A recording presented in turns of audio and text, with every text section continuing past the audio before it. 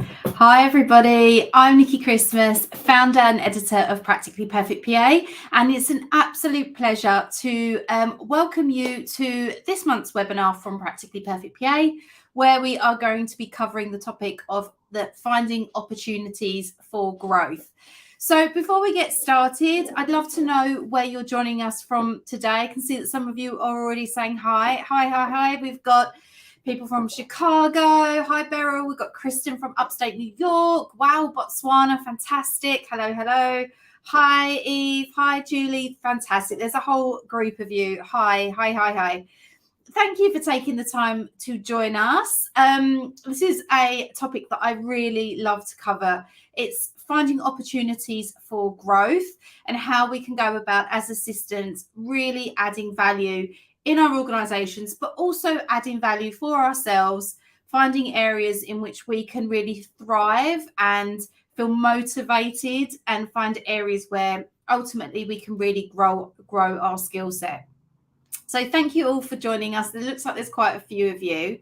For those of you who haven't attended one of our webinars before, we have a kind of set pattern of how we do these things. So I will start the presentation. As I said, it is going to be on opportunities for growth, and in a minute I'll bring up my slides and we'll crack on with the reason we're all here. The presentation is for about 25 minutes. I will stop every now and again throughout the presentation to make sure that you're all with me. Please, as I always say, feel free to jump on the chat. Let us know your thoughts and comments on the material as we go through it. I always say you always learn so much from each other on these things. You are as knowledgeable as anyone else. So if you have something to say or a thought to make or an opinion, or something like this has happened to you, please feel free to share your thoughts on the chat.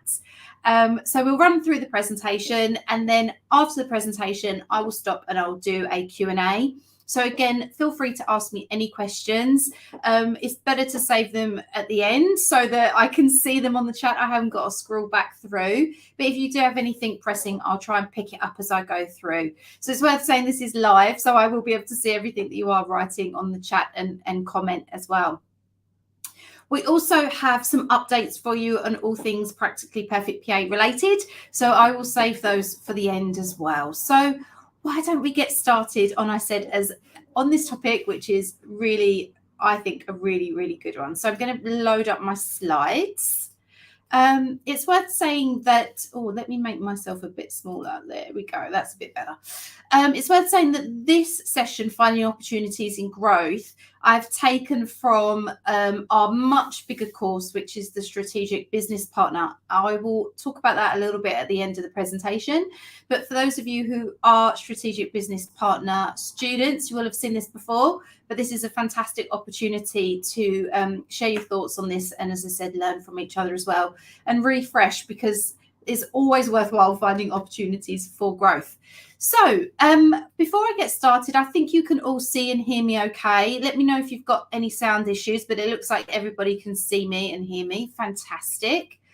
Okay, so finding opportunities for growth. So in this session, I'm going to talk you through how to go about finding opportunities to grow in the assistant role and ultimately shine. I'm going to cover a few things with you today, and this are just some of the areas that I think will really help you create growth in your role and really know where to start. So we are going to look at knowing your strengths and weaknesses, making time for strategy, looking outside your role, thinking about what is falling through the cracks in your organization, and lastly, delegating and automation. So we're going to cover 5 areas, and we are going to stop at each point along the way, and we'll have a chat about what you think and about, please, you sharing your comments with us. Okay, so why don't we start with knowing your strengths and weaknesses? So with everything, finding growth opportunities starts with a little self-reflection and understanding your strengths and weaknesses. it's worth taking the time to really think through your strengths in the first instance. What are your strengths? What do you uniquely bring to the table? So what we'd like you to do is list all of your strengths. And I'm going to give you a minute on the chat for you to take just a minute of your day and put down on the chat your strengths. I would love for you to just take a minute and really think through the things that you are good at. I want you to ask yourself, we'll come onto this. I'm going to give you a minute to put that on the chat before I move on. Take a minute and let us know your strengths. Let us know on the chat what some of your strengths are. And, this will help other people as well, because they might not always know what their strengths are, and they might see your strength and think, oh yeah, that's also one of mine. So let us know on the chat what some of your strengths are. As I said, this is the kind of things that you uniquely bring to the table in your organizations. And then I want you to ask yourself, has your executive, has your team actually seen the full breadth of your skills? Do they know what you are capable of? And are your strongest skills actually being used? So I'm waiting for you guys to let me know on the chat. Thinking ahead, fantastic. What else have we got? Attention to detail, strong communication skills, excellent technical computer skills, fantastic. Great people skills, team puller, fast and detailed, fantastic. There are some brilliant skills. Keep them coming. Organized, detail to attention, document generation, fantastic. Curiosity, being curious, thinking outside the box, networking. These are brilliant. Excellent scheduler, fantastic. Great follow-up and follow through. Great travel planner, fantastic.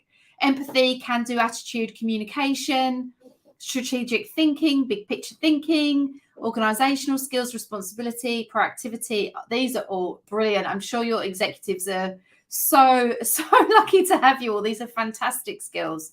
So again, let us know on the chat, with all of these skills that we've got to play with and we're using, how many of you are using your breadth of skills to your full potential? And as I said, are your strongest skills being used in your organization? So let's move on to the other side of that coin. While logging your strengths, also take the time to write down some of your weaknesses. So how are these weaknesses holding you back from seeking out growth opportunities? It could be that one that's fairly common with assistants. It could be that you are lacking self-confidence, and that means you don't put yourself forward for projects where your strengths are going to shine. So the other side of being too detail orientated, for example, could be that you are bordering on, again, very common for assistants, bordering on perfectionism, and that could lead to work taking longer to complete, or potentially leaving less interesting projects on the table because you never feel like you've got time to pick them up. So let us also know, if anybody is brave enough on the chat, what some of your weaknesses are, or some of the areas that you know that you need to work on and build on. Let us know on the chat. So if you need to improve a few areas before looking at growth opportunities, it's best to put a plan in place to start the process, because when you do consider your strengths and weaknesses from all angles, you do need to understand them better before stepping up to show your team or your executive or your department, whatever it happens to be, more of what you've got. One of the key strengths I think a lot of assistancies have is being self-aware. It's such a key strength, and having an awareness of your strengths and how to use those to really add value in your organization is critical. Also, being aware of your weaknesses and the areas that you need to work on is also really important.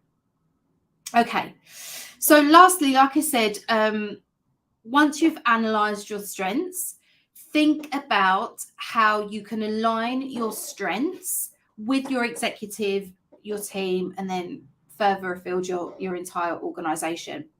Where can your strengths add value? Does that make sense? So where do your strengths add value? What are the things that you do to your best ability, the things that really make you stand out? how can you then use those skills to add value in your organization? That's a really critical area that will help you build the opportunities for growth, because you're relying on areas where your key strengths lie. So it's an obvious place to start.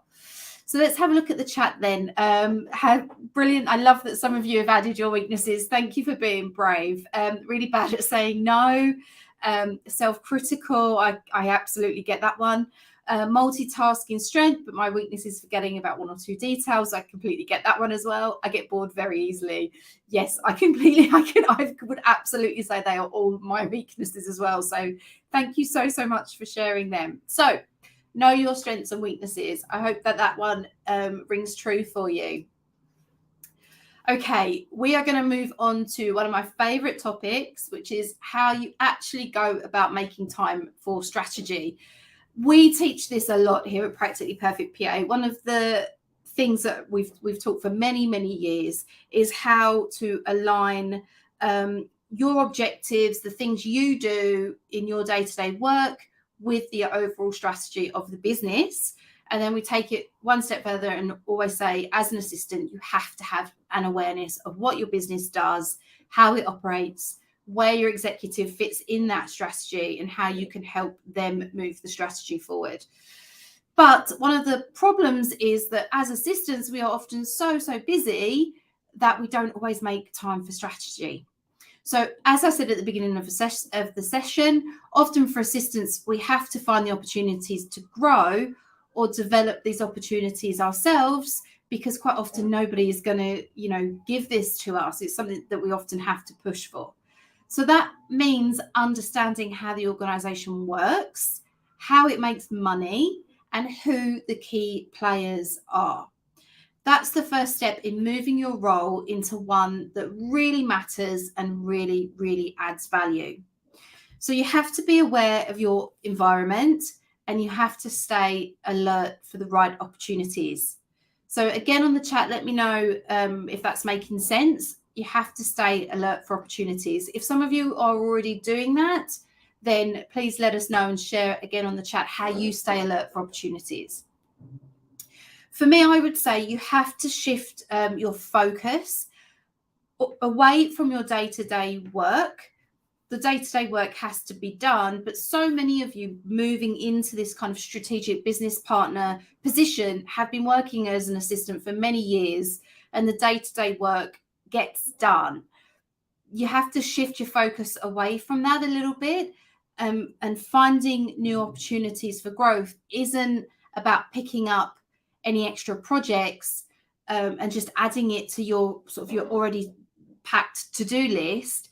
It's about identifying strategic opportunities for the good of the organization, and moving those projects forwards and really putting yourself out there. So it's not, as I said, about doing more of the same, although I know that would be really helpful and valuable, but it's also about finding the opportunities that are going to make you grow and also push the organization forward. So which opportunities are those? I know that I'm sure you're like, okay, that's all well and good, but what do those opportunities look like? What are they?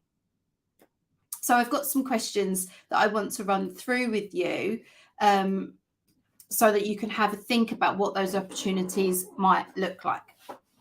So these are the questions to pinpoint where you can help your executive, your team, or your organization, and ultimately your career in the process as well. So what do you know about the business, the company, or the industry that only you can see? So where do you fit in your organization, and what things come across your desk that you are the only person that sees them? What do they look like? What are those things? What are some possibilities your company or team hasn't explored yet, and why not? So again, are you seeing things that you know are maybe causing bottlenecks or potential opportunities that will move the business forward or your executive forward? Why is nobody else seeing them? Why aren't they exploring them? Should they be? Should you be bringing these opportunities forward? What gaps do you see? What business objectives are you most passionate about at your company? And which of those are you uniquely qualified to help with? So have a think about those. Sorry, let me see. Let me repeat some of those for you again. So what do you know about the business, company, or industry that only you can see? Again, let me know in the chat if any of this is resonating with you. Okay, well, there's a few more questions coming up here in terms of weaknesses, but let's have a think about this question. So what do you know about the business, company, or industry that only you can see? Is there anything that comes up that only you can see? And what are some possibilities your company or team haven't explored yet, and why not? What gaps do you see? I think this is a really interesting one. What gaps are you seeing that nobody else in your organization is seeing, or your executive isn't seeing? What business objectives are you most passionate about? Have you ever asked yourself that question? What's the things that your organization does that you love, that you're really passionate about? And which of those are you uniquely qualified to help with? I think that's always, when you're looking, again, going back to your strengths, this ties in really nicely with that. What do you enjoy that your organization does, and how do your skills align with those opportunities?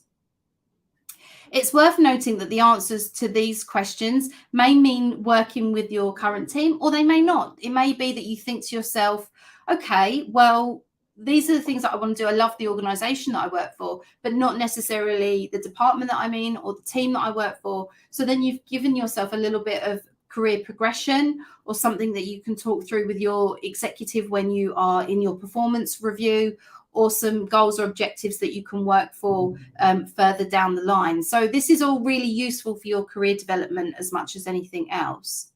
Embrace the opportunity then, if you are looking outside your team, to meet teams other than your own, if that's where you can best contribute. So can you put your hand up for organization-wide initiatives? Can you look to network a bit more often with teams outside of your direct team or department? Are there other areas that you'd like to explore? Going out on a limb to forge those relationships is another sign that you're interested in growing beyond what you already do.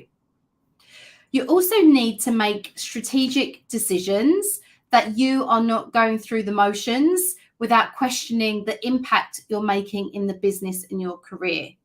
Try saying on a regular basis, is this work I'm doing strategically aligned?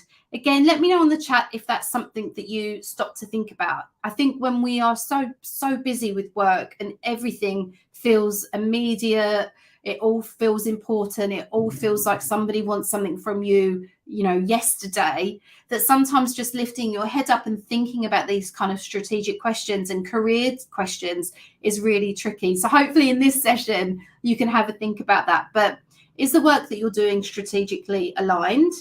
Is it moving the needle? If the answer is no, then you need to question why you're doing the work. And to be kind of harsh about it, it won't necessarily lead to growth opportunities. So it's always worth just once a week, maybe, is the work I'm doing strategically aligned, and is it moving the needle? Let me know again on the chat if that's something that you often have asked yourself, or is it simply that you're just way too busy, which I 100% get. And as I said, hopefully in this hour, you can just take a minute to think that through. Is the work I'm doing strategically aligned? Okay, let's have a look what you're saying on the chat. So Natalie said, yes, I try to find gaps of time where I can think like this. Let's have a look what else. Somebody from LinkedIn has said, I love adapting new technology. When my company has a project to onboard a new tool, I always volunteer to help. That's fantastic. I have some pain points from multiple managers and seen that they are company-wide. I can escalate them or work on helping with the change. Absolutely fantastic. You're all absolutely speaking my language there. So let's have a look at the next point that I wanted to bring up, which is looking outside your role. So kind of following on from what we said there, if potentially the things that you enjoy working on and where your key strengths lie, it might not necessarily be in the team that you're currently in. It might not be in the organization that you're currently in. But for your career, it's the benefit of your career, it's well worth looking at these questions as well. So as I mentioned earlier, all companies have projects that cut across all lines of business, hierarchical levels and departments. So find out what they are, and maybe more importantly, who's involved in them. If you are unsure how to get on a cross-departmental project, the first step is to find out who is involved and ask for regular updates on the project so that you can feed that information back to your executive. If you work for a C-suite executive, that I have to say from experience is quite easy to do, because you can say, I work for the COO, I work for the CFO, they're really interested in this project. Can you give me an update so I can pass it back to them?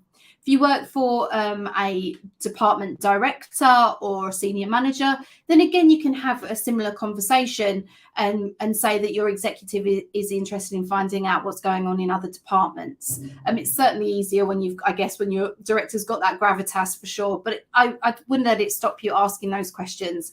You'll find that most people are interested in the work that they're doing and happy to provide feedback. It's also worth saying as well that you're interested in what's going on. It's a topic that you're keen on and willing to support them in any way that they need.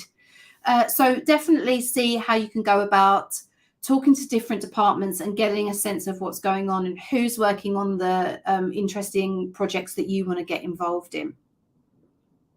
Once you're known by a few project leaders, it's easy to ask if there are any opportunities to get involved. And it's always worth looking to see where you can develop new skills, expand your network, and see big picture processes. One from a project that I worked on when I was working as an executive assistant was helping redevelop the organisation's website and internal intranet, as it was called back then. And again, that was organisation-wide. I worked across many departments, collecting all of the information that they had that they needed to put into the website and onto the intranet. And I met pretty much everybody there was to know within the organisation. So that really opened up a huge network for me and gave me real insight into what was happening in the organisation across many departments. So things like that, those kind of projects will really get you in front of a lot of different people. So always have a look to see if there's anything that you can help with. Sometimes within organisations, there aren't many opportunities to add your name to a project or take on new initiatives. Sometimes you have to create the opportunities that will allow you to raise your profile. For example, one assistant I know who spoke at one of our events a few years ago set up a series of lunch and learns for those who wanted to know how to use Microsoft Outlook more effectively. This raised her profile in the organisation and her network hugely, a massive amount, and loads of people came to those lunch and learns. So again, you might have to raise those opportunities yourself. The more you can build your personal brand within your organisation will increase the chances of getting to join strategic initiatives and step out of your day-to-day job. So again, let us know in the chat if any of you have done any of those kind of profile raising projects, whether you've worked on any cross-departmental projects or you've set up any projects yourself or initiatives where you've raised your profile. Again, if any of you have any examples where you've done that, please share them, because I know there are a lot of assistants who are watching who will find that really helpful and maybe they could take on that as well. They just need a few examples. So please share them if you've done any of that kind of work. To finish up on this point, I would say you're ultimately the best and only person to represent your own interests to your executive. So you do have to proactively manage up and tell your executive how you want to grow in the role. A good manager will keep you top of mind for upcoming projects that match your interests and skill set, because ultimately they should want to keep you motivated. Or they'll tell you why they think you're not ready for those opportunities just yet. And in which case, they should be offering you training to build you up to a level where you are able to take on those opportunities. Either way, you'll be proactively managing your career advancements and your expectations. So again, let's take a minute on the chat. Let me know your thoughts on that one. Edith has said, I have worked with a startup and brought in my corporate governance knowledge to develop tools and procedures of operation was a good platform for sharing. That's fantastic. Dana said, I created a fully internal support staff mentorship program. Wow, that's incredible. Congratulations on that. Lydia said, I've organised lunch and learn sessions for my colleagues. Fantastic. So awesome. Eve there said, created a monthly newsletter for the business to help with communication and cross department updates. Enhanced onboarding program for my team. These are all fantastic projects and examples. Well done, everyone. They're brilliant. Any more, let us know on the chat. So this is my favorite one, and I'm going to spend a little bit of time on this. I'm sure that you will all appreciate this one as well. So one of the best things an assistant can do to really help move the organisation forward is to get things done. And I talk about this a lot. And someone actually mentioned that as one of their strengths earlier as well. Being a completer, finisher. I think one of our key jobs is to get work done. And I say that, and I really, really mean it, because there will be so many people in your organisation, potentially your executives, who start something or have a great idea or start a piece of work or a project, and it never gets actually completed. It never gets finished. It never gets, to the finish line. So again, let us know in the chat if that sounds familiar. But I think one of the areas where assistants can add a huge amount of value is by finishing work and getting things done. And I really do not underestimate how much value that would bring an organisation. So what's falling through the cracks? How can you get things done? Firstly, move projects forward to completion, and do not stop until those tasks are finished and off everyone's to-do list. You will be so appreciated for this, and it is a huge opportunity for growth. In the first instance, when looking for growth opportunities, is to ask yourself, what is falling through the cracks?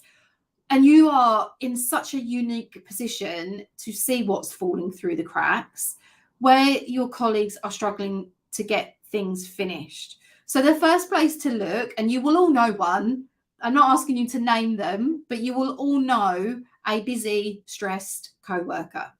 So think of someone in your head, a busy, stressed co-worker. Look for the people who need help. It could be in other departments. It could be at the desk next door to you. It could be someone on a Zoom call, and offer to lend them a hand. Now, this comes at a caveat. Make sure that you don't get taken advantage of or become a victim of what could be called credit hogging. Those colleagues who will attempt to have you do their extra work and then take all the credit for it.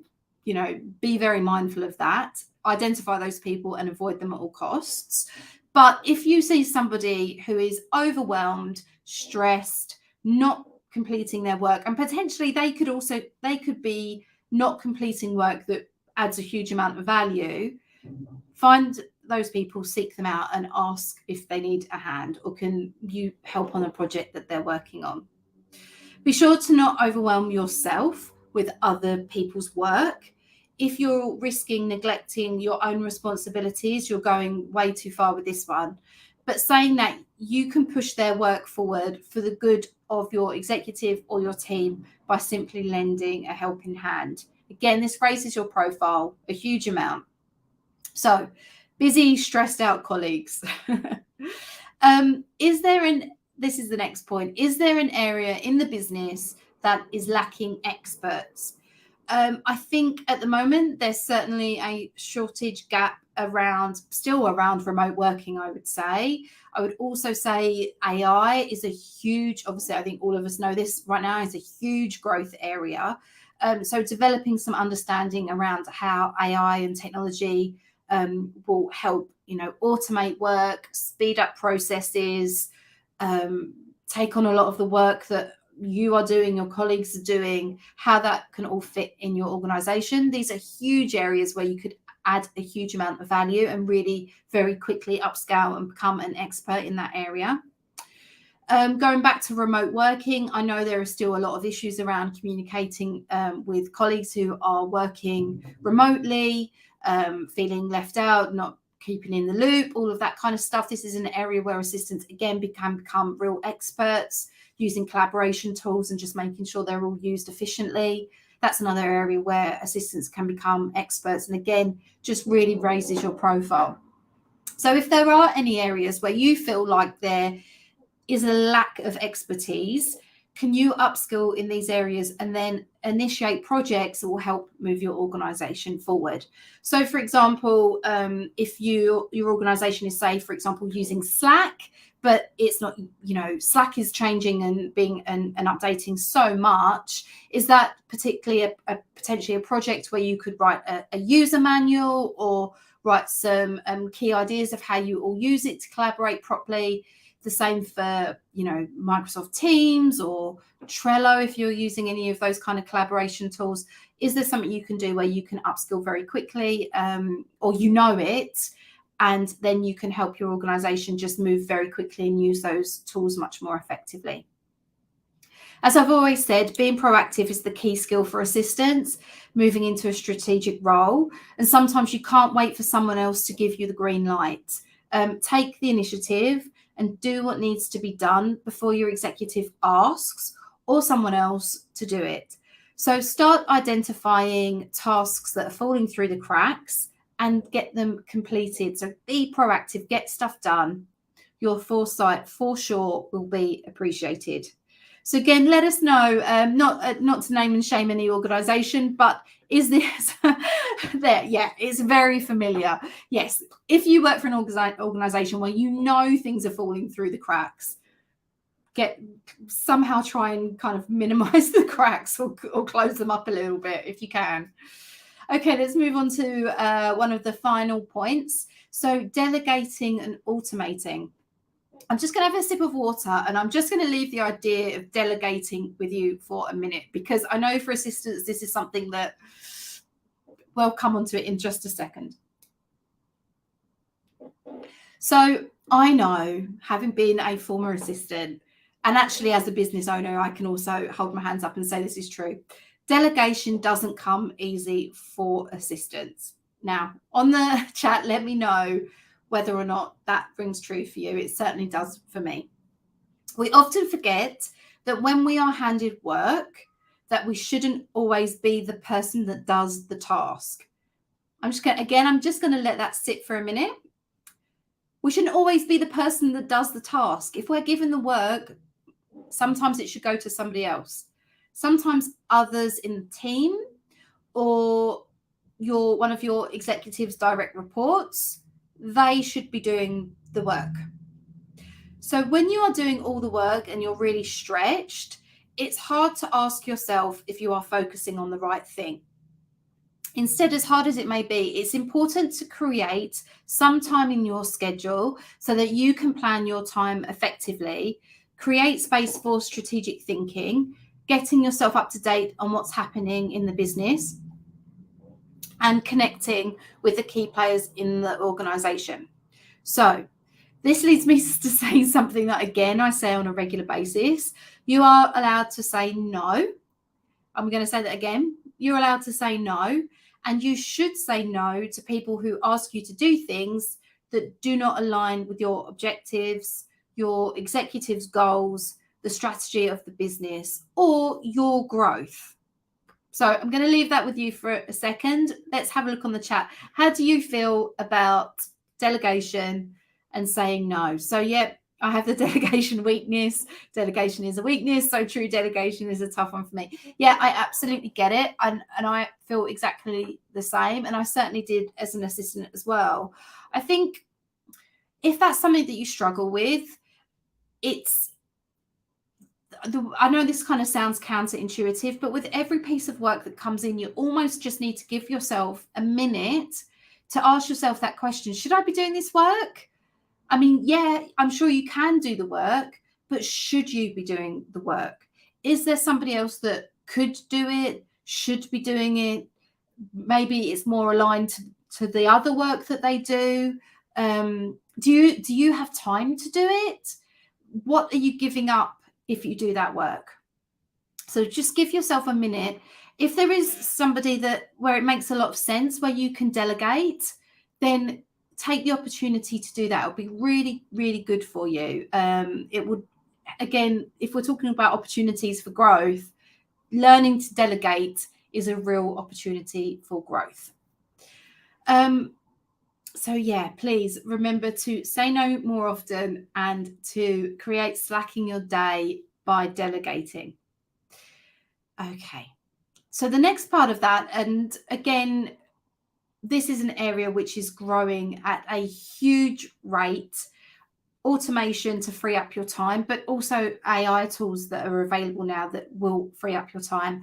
And I have to say that we have a technology and tools virtual summit coming up next week, which is going to cover a lot of AI tools. We're going to talk a lot about automation.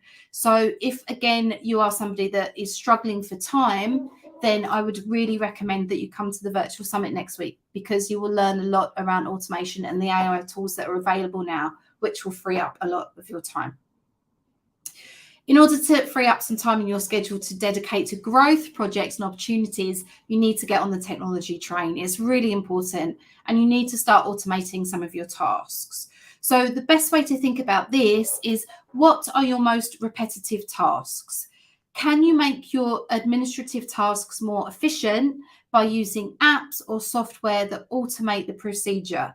So again, I could spend the next half an hour talking about this, but there are a huge amount of tools available out there that can help speed up processes, speed up procedures, speed up repetitive tasks. So please take some time to look at the tools that are available that will help you with that.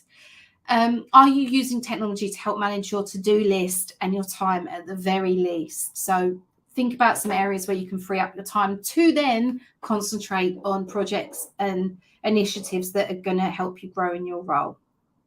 Okay, so lastly, I want to ask you again just a few questions, and we've got time to just run through them on the chat to help you pinpoint your growth projects.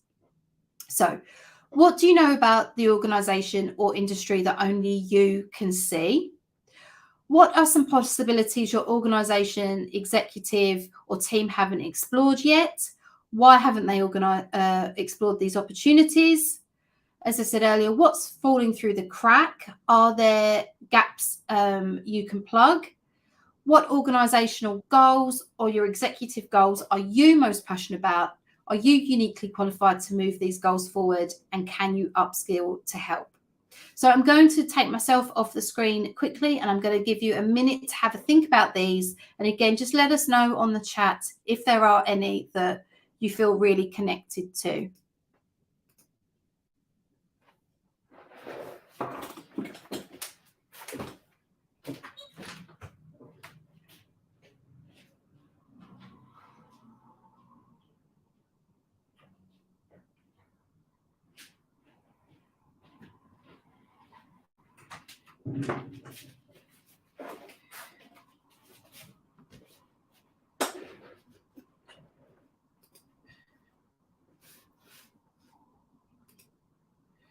There we go. And last but not least, I also want to run through these questions for you as well.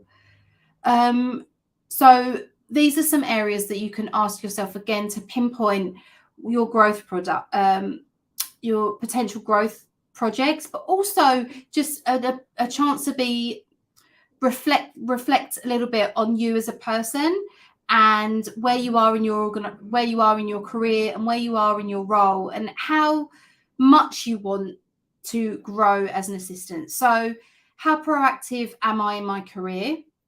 Do I take on more than is required of me?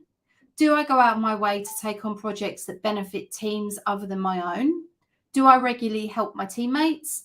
And do I do these things without permission or only when I'm asked to? In other words, am I fearless? Okay, I hope those questions help you think a little bit about where you are in your career, and if you want to open yourself up to new opportunities for growth. Because if the answer to these are not right now, no, I'm topped out. There is no more that I can be doing right now. I'm way out of my comfort zone, or I'm really in my comfort zone and I'm really happy. Then these are all fine. But this will just give you a sense of where you are, and potentially what point you're at in your career where you can open yourself up to growth projects. Okay, so that's me at the end of my presentation.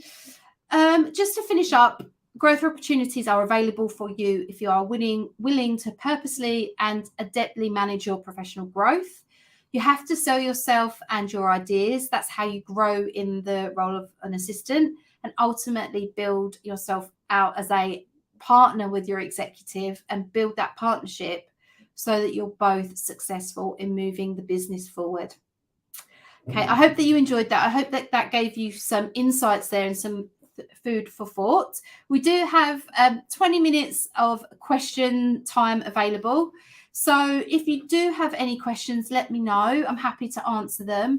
As I said, this session is from our Strategic Business Partner course, which we have a discount on at the moment of July. We are offering 30% off of the course.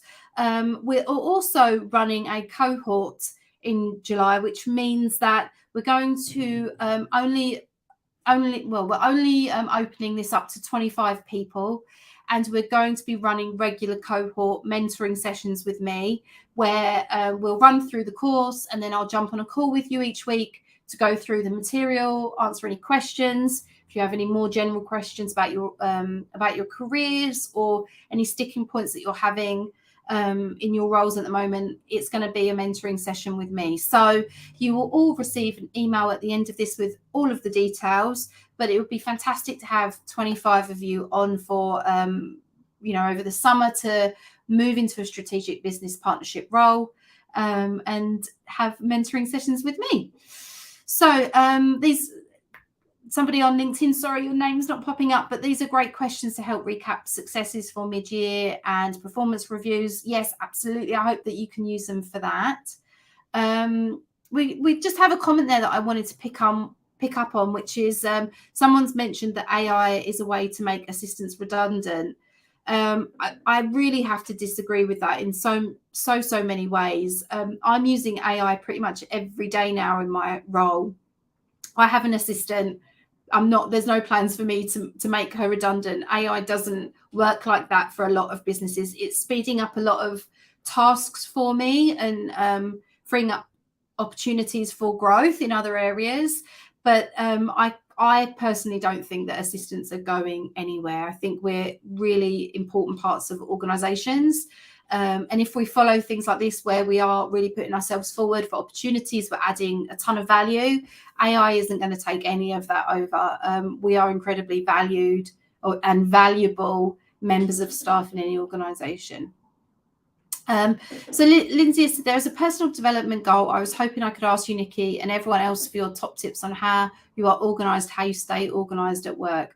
Oh, Lindsay, I have a whole course on that if you'd like to have a look. There are tons of ways you can stay organized at work. Let us know on the chat, some of you. Let us know on the chat if there are any ways that you stay organized. For me, I'd probably say my top tip is, I've spoke about this before, but I write everything down. I can actually show you. This is my kind of scrappy notebook that has all of my, I don't know if you can see that, it just has all of my notes and everything in it. And then, so I have that, which has loads of just notes and things in it. And then this is my to-do list notebook, which is a little posher version. And this has my actual to-do lists in it. So I write everything down. And then it also goes on a Trello board. So I've got lists upon lists upon lists. So that's how I try and stay organized. But I'm sure there are a lot of assistants on here who can help you with that question. So any tips for Lindsay on how to be more organized and stay organized at work? Let's have a look at any other questions. There's some comments there, some great comments on AI. Kristen said AI can be helpful, but it has not yet advanced to the rate of replacing a human being with critical thinking. I absolutely agree. AI is our assistant. The human factor is still needed. I completely agree. Oh, there are some tons. Lindsay, I hope that you find these useful. There is a whole ton of tips coming in on how to be more organized. If you have any more questions, let us know. Otherwise, we can go through these tips on how to be more organized. Yeah, I love that. Screenshot where possible, prioritize your responsibilities. Yeah, I hope that you find this session useful and thinking about how to be more strategic. I think the one thing I said I hope that you take away is to think more strategically. If you think about your key strengths and how you can use those to move the organization strategy forward, what aligns with you, what feels natural, what are the areas that you know you're really good at, then you'll find it easier to step out of your comfort zone and put yourself forward for things, because your abilities will be naturally aligned, and hopefully then that will give you a whole ton of confidence to put yourself forward for things. You've got to remember that you really are the experts in what you do. You are quite often the only expert in what you do in a room full of other experts, so always take confidence in that. Beryl said, what tasks do you use AI for? So goodness me, as I said, I use it all the time, and half the time you're using AI now and not realizing you're using it. So for me, I use it for marketing for Practically Perfect PA. I use it for social media. So I'll quite often go on to Chat GPT, for example, and I will use it as a way to just kind of clear my thought process. So say, for example, I wanted to write 5 social media posts for this webinar. So I would go on to Chat GPT and say, can you please write 5 social media posts for a webinar on how to move your career forward and look for opportunities and growth. And then it will literally just list out 5 well written on the whole social media posts, which I then edit and I upload them to social media. So that would normally have taken me a huge amount of time to think about what I wanted to write, how to write it, how to check it for spelling and grammar and all that kind of stuff. It saves a huge amount of time. So that they're a couple of examples. There are absolutely loads. And as I said, next week at the Technology and Tools Virtual Summit, we are going to have 2 sessions on AI, actually, AI tools that are available to you, and also how specifically assistants can use AI and some of the tools that some of the tasks that you can free up using AI. So I'd really recommend coming along to that if you are interested in using AI more in your role. So Alex has said, I think this is again relating to AI. I feel that people skills are more and more important, actually. AI is going to be a great tool, but I don't think it can replace the skills a person brings to the role. Empathy, negotiation, being able to work with people will always be key. Yeah, absolutely. I can agree more, Alex. Well said. Okay, so if we don't have any more questions around finding opportunities for growth, I will let you know, as I said, a few more things that are coming up for Practically Perfect PA.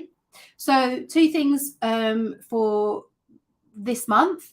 We have, as I said, the Technology and Tools Virtual Summit that's taking place next Thursday. It's, if you haven't booked on already, prices start in pounds. It's £60. I think it's about $70 US. And it's a full day of training on tools and technology. It's 6 hours. And I think we've got 8 sessions all focused on tools and technology. So I really would recommend coming to that if you are looking at automating or using AI more in your roles. We also have our strategic business partner cohort taking place in July, and we have a 30% discount on the strategic business partner. So if you are looking to move more into a strategic partner role or looking to improve your partnership with your executive, it covers a whole 12-module course completely dedicated on building your relationship with your executive. And we offer 30% off at the moment. And we're also offering mentoring hours with me. So we will email you all of the details of that rather than trying to write that all down now.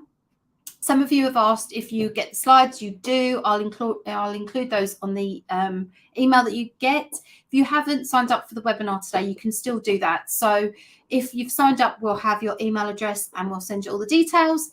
If you haven't signed up, then jump onto Practically Perfect PA. The webinar details are up there. Sign up to today's webinar and you'll get everything that I discussed. Unless you have any more questions, I will let you go and enjoy the rest of your Friday. And last thing to say is have an absolutely fantastic weekend. Thank you so much for joining me on this webinar. We have another webinar coming up next month, which will be free for you all to join. But for now, thank you so much for taking the time to join me on this webinar. And you know where I am. If you want to get in touch with me, please feel free to do that. Okay, enjoy the rest of your day. Take care.